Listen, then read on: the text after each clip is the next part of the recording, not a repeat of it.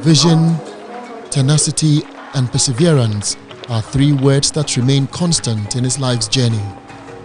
From a little boy in Swalaba to a human rights activist determined to achieve the best for his country. I remember in President Akufo's office one day, and the television was on, and the foreign minister came on, was talking. I don't remember what about, but I remember President Akufo smiling and saying, "That's my foreign minister."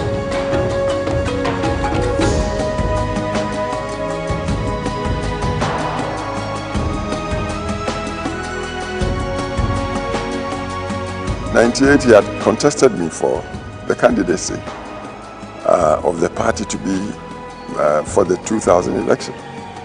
Of course, I won, but our party is democratic, and we operated under constitutions of contests. So when we won, and knowing the background from which he was coming, I thought he would fit the role of the Attorney Generalship. And I didn't have any qualms at all inviting him to come and serve as Attorney General. I thought Attorney General was more his line, but it was as Foreign Minister, I think, that he really blossomed. Many people think that the trial of Charles Taylor in The Hague, important though it is in being able to insulate the process in Liberia, would perhaps been better staged on the continent itself. And in future, we hope that we can develop institutions ourselves that would enable free, fair, effective trials. Foreign Minister, I traveled the length and breadth of much of the world with him.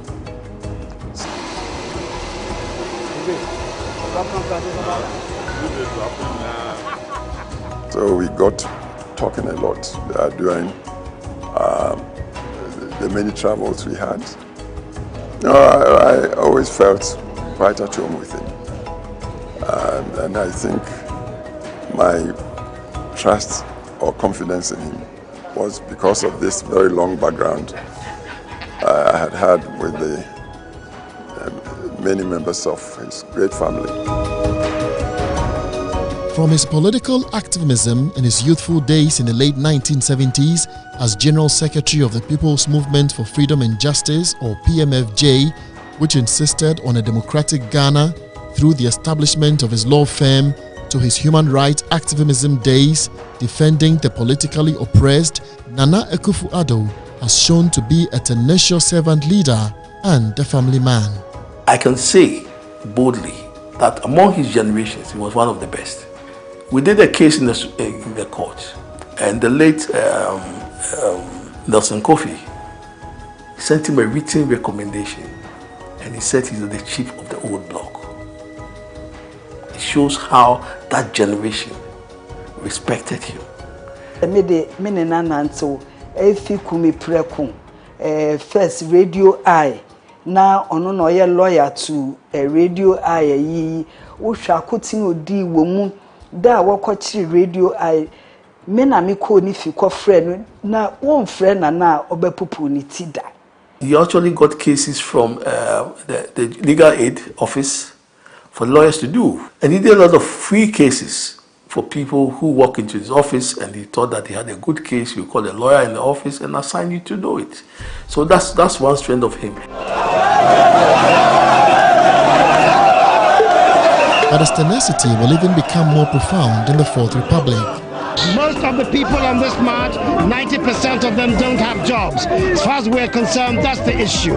Jobs and bread for the people of Ghana. And we think it is time that the government began to fashion policies that address the needs of the people of this country. And that's what we want to do. And we're doing so by a very successful, peaceful demonstration that shows the best of the Ghanaian character. That's why we're here today. Against many odds and amidst intimidation and opposition from the then government, Akufo-Addo led what is arguably the biggest protest marches in the history of our country, the Kumipreko demonstration in 1995 at the height of the might of the Rawlings administration.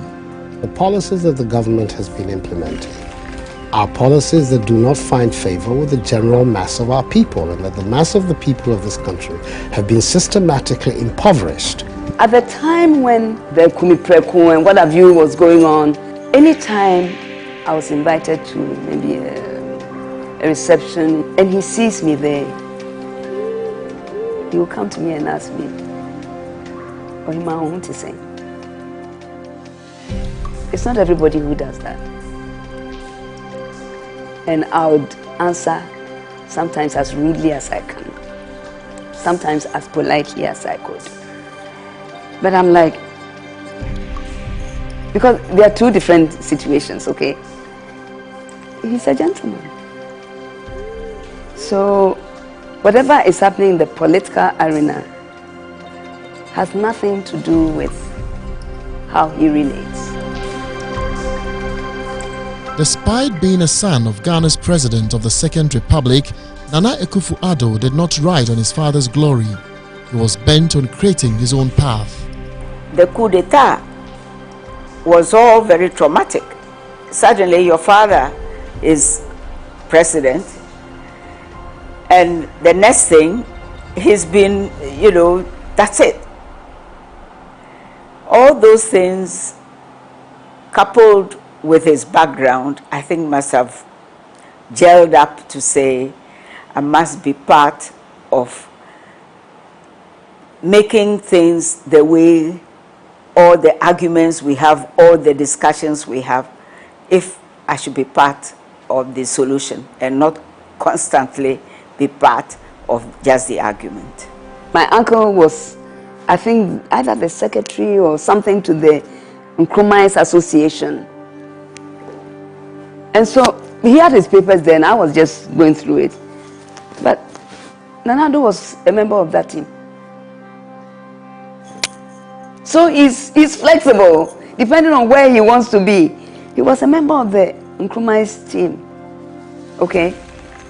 But his dad was UP, yeah? So I guess you can only judge him for what he does and who he is at any point of time.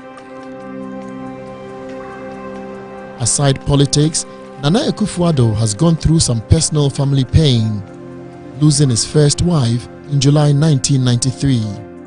It affected him and the rest of us tremendously, because she was a very lovely woman, very, very bright, very intelligent, and yes, her loss was very sad for all of us, and for him, of course, especially. For 4 years, Nana Akufo Addo remained single until 1997, when he tied the knot with his beautiful Rebecca, ushering in an amazing love life.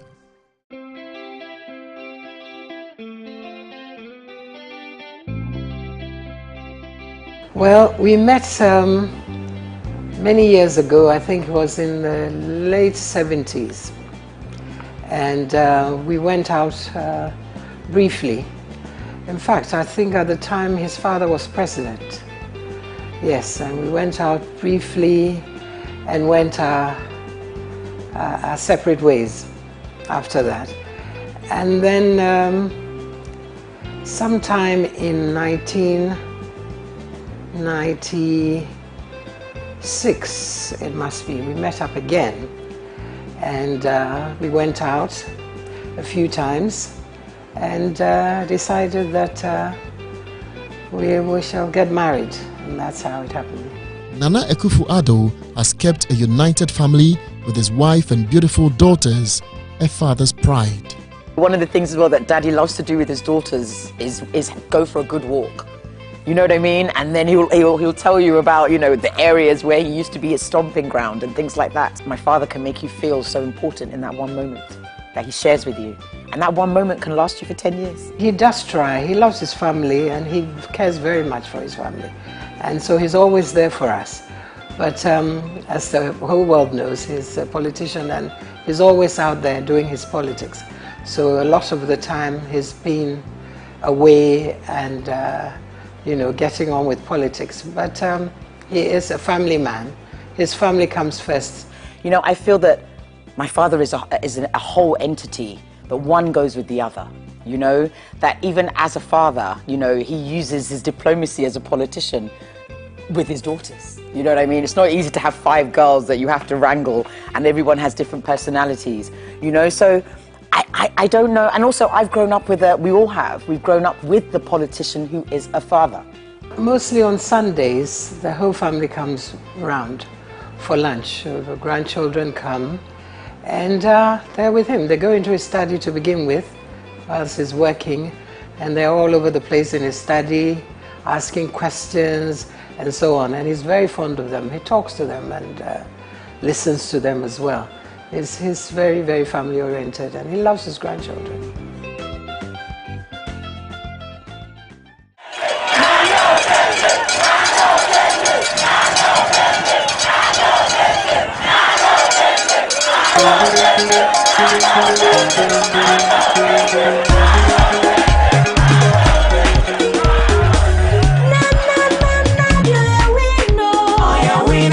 Yes, I was new in active politics in 2008. I was selected in August of 2008, and the election was in December. So I had a very short period, in terms of campaigning. But of course, the president was an experienced campaigner. He had been in the game for quite a long time, and he gave me advice on how to proceed, which I took. And it was a very hectic campaign. We worked very hard during 2008. As far as I'm concerned, 2008 we shouldn't have lost, but whatever be the case, we were declared the losers. Unfortunately, we won the first round, but we didn't get a requisite 23,000 additional votes to get 50% plus 1. We were, I think, at 49.8% or so. But we learned from that experience. Despite the 2008 defeat, Nana Akufo did not give up. He launched a strong campaign in the lead-up to the 2012 general elections. Nana Akufo lost the election to President John Mahama, but chose the constitutionally prescribed procedure to challenge the results at the Supreme Court. Throughout the court press process, we proved, in fact, that we did win the election. Unfortunately, we didn't get, but to us, we were very confident that we had proven the case. Unfortunately, we didn't get the verdict. We might not have been given the ruling we sought, but thanks to our efforts, we can hopefully look forward to an improved electoral process in our country. 2012, after the Supreme Court verdict, and after he gave that historic statement and speech after the elections, the dust has settled down. And as you know, when the elections are over and the results are declared, you normally will not find too many people come around again. And I was there with him, a couple of political actors, and he immediately began talking about when will be the next internal elections, as in polling station, electoral area, regional, national election, national executive elections. And John Bodu, I remember, Mr. John Bodu was there, was also part of that, and he began asking him questions that what is going to happen next, what is going to take place, and that was always the attitude. Every time the losses have been difficult, or were difficult, but he always moves straight on. He doesn't, I know the very first time in 2008, after we lost, came home and I was so sad and everything, and almost in tears, and he just said, look, snap out of it, just let's move on. And that's how he is. He doesn't cry over spilt milk. I remember as well, actually, Jefferson, when he lost in 2008, and me and my younger sister, we stayed up for him. Everyone had gone to sleep. It was very late. I think like 2 a.m., 3 a.m. in the morning. And my younger sister and I waited up for him. We didn't know why. We just wanted to make sure our father was okay. We were angry. We were, how could they do this? And what have they done? And, and ready to, sit down and talk to our dad and, build him back up. And, and he came home and he said that he was sad, and he said that he just feels that he's let the Ghanaian people down. It wasn't that he felt that he should have been in power or that it would have been better, you know? It was just that he felt that he let the Ghanaian people down. And what it did is that it educated my sister and I a little bit more in being patriotic. Nana Akufo Addo's fortitude and clarity and basically what he was giving me in particular, that look, we can do it. Let's just go and work hard. The next election, we will be able to make it. And I believe that, and we worked very, very hard, and we got to make it. Every mother and father all hope that education will help their children escape poverty and give them access to a good life. Every child, rich or poor, able-bodied or disabled, deserves a good education. Free secondary education is at the heart of the MPP program. His 2016 comeback was even stronger, winning overwhelmingly at the presidential election, and for the first time in the history of our country, not only did he defeat an incumbent president, but he did so with a whopping 1 million vote margin. The only way we can guarantee the future of Ghana is to bring in the MPP to rebuild our country. That I will preserve, protect, and defend the Constitution of the Republic of Ghana. So help me God. For many Ghanaians, this victory in 2016 came with a renewed hope. The new Patriotic Party had also won majority in Parliament. It will not be easy. We have no illusions whatsoever. It will require sacrifice, but it can be done. I remember Nana Akufo Addo teasing me that I wasn't smiling as much after the swearing in. You know, before the swearing in was a lot of euphoria and all of that, and then after the swearing in, I had to focus on what we needed to deliver. One day, I went to Nima to see him at the office before we go for a meeting in Ringway. And I entered the office, and he looked at me and said, "Oh, the first woman, female chief of staff." What? It's never happened before, and I never thought of it. But I believe strongly that the role that he has given me is a strong commitment to the advancement of women. Sometimes when I see his passion for Ghana and doing things right for Ghana, I believe that it came from that early start. He's been very clear in wanting to put Ghana where he wants it to be all these years. So I see that, I mean, you see that throughout his political life, fighting for the right things, democracy, and all of that. As president, Nana Akufo Addo hit the ground running from day one. The implementation of his major campaign promise, the free senior high school policy, could not even wait for a year.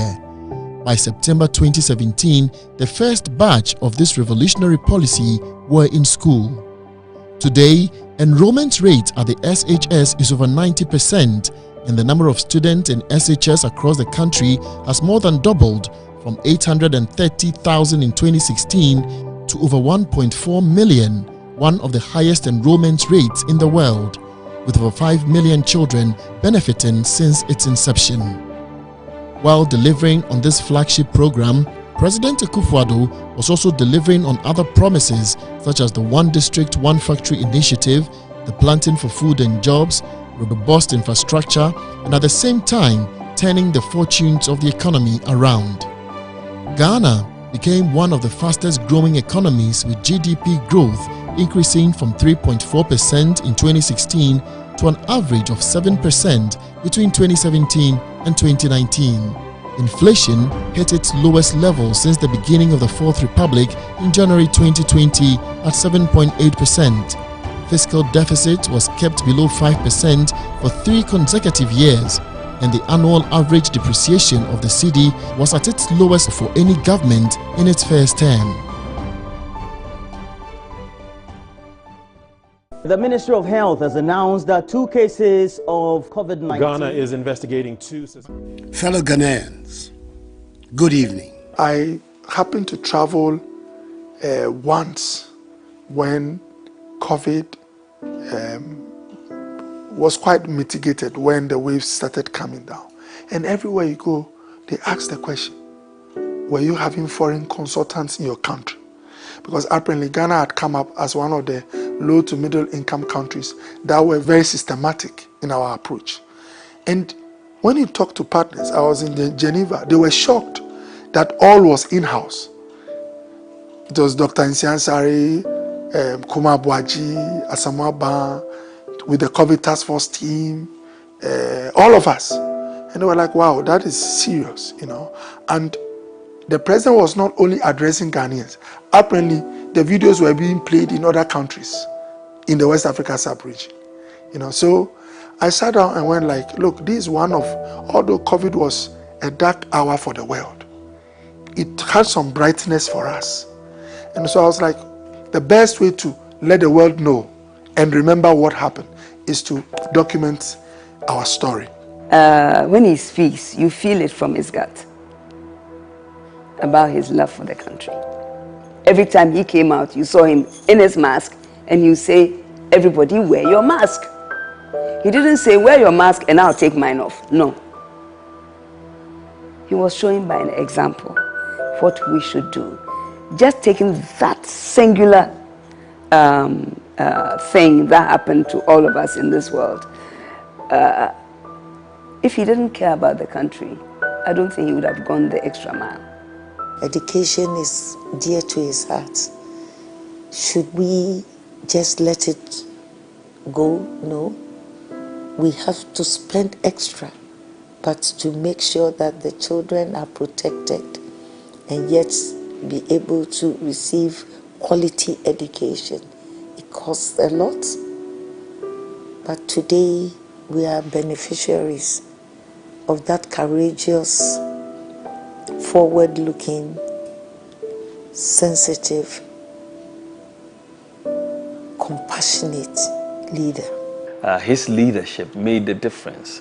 And, you know, Ghana is adjudged to be one of the best countries in the world in the management of COVID. And I think it's thanks to his leadership. We didn't suffer as much in the area of deaths as many other countries.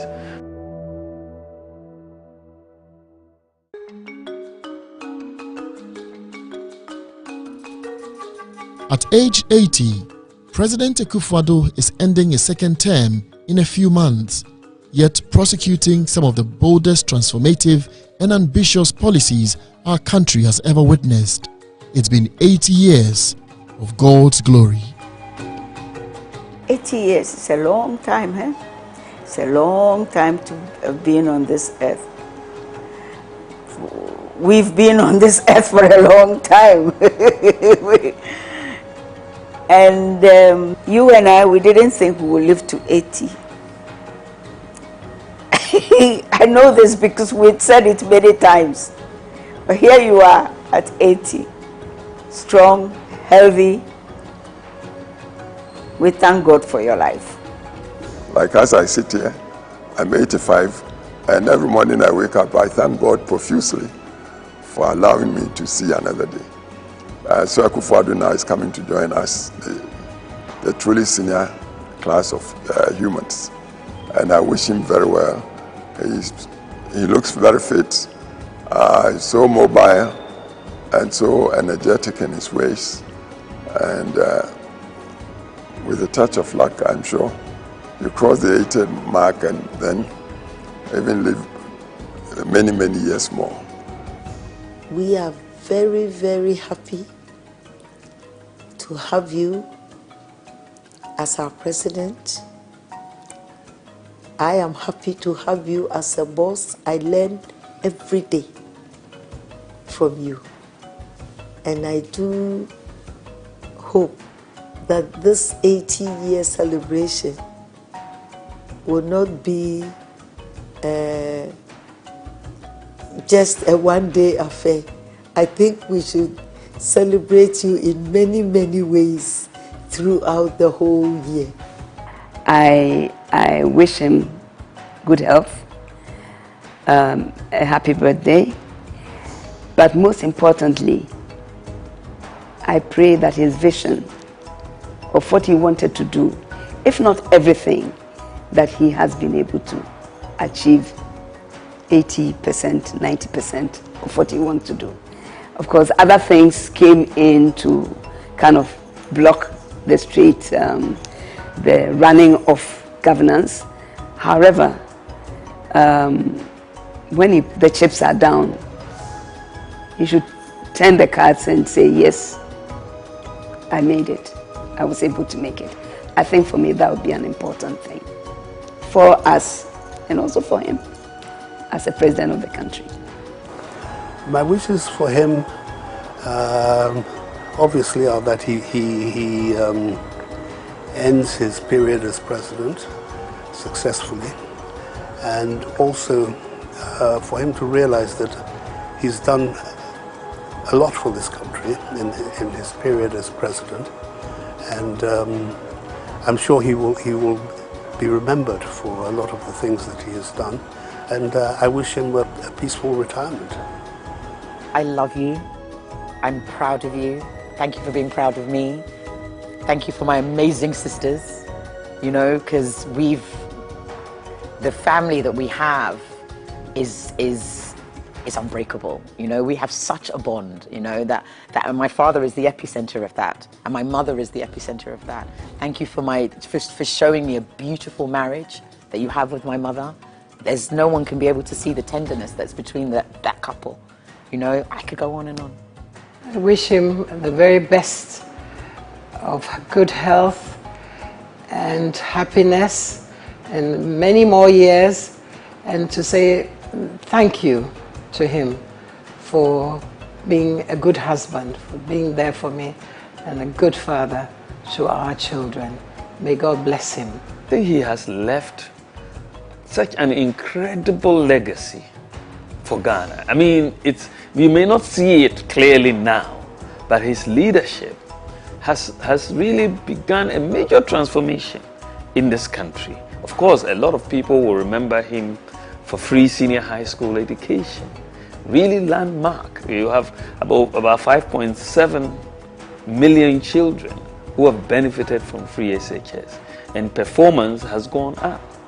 Free TVET education and the investment in TVET, in skills, major.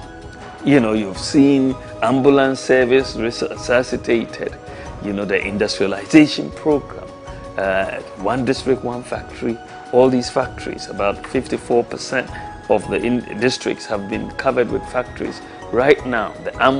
Then you see the digitalization program that he allowed me to champion in government has allowed a major transformation. The Ghana card, which President Akufo started, finally the issuance was done under President Nana Akufo, which is a major legacy that we have. Ghana now has an address system, financial inclusion in Ghana now. We have #1 in Africa in terms of access to financial inclusion. This is in our term. After 60 years of our independence, we were nowhere, but now we are #1 in Africa. I wish him much longer life to contribute even after his term.